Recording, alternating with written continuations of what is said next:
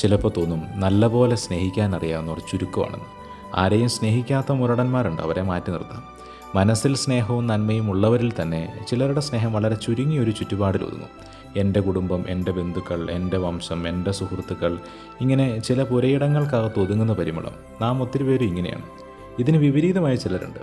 എല്ലാവരെയും സ്നേഹിക്കും, എന്നാൽ ഏറ്റവും അടുത്തുള്ളവരോടുള്ള ബന്ധങ്ങളിൽ പരാജയം.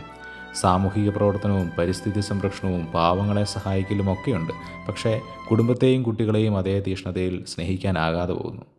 ചുവട്ടിൽ നിഴൽ വീണ് കിടക്കുന്ന ചില വഴിവിളക്കുകൾ പോലെ ഏറ്റവും അകത്തളങ്ങളിൽ നിന്ന് അടുത്തുള്ളവരിലേക്കും അതിരുകൾക്കപ്പുറത്തേക്കും മെല്ലെ വ്യാപിക്കുന്നൊരു സ്നേഹമനോഭാവമാണ് വേണ്ടത്. മറിയം ഒരു ഉദാഹരണമാണ്.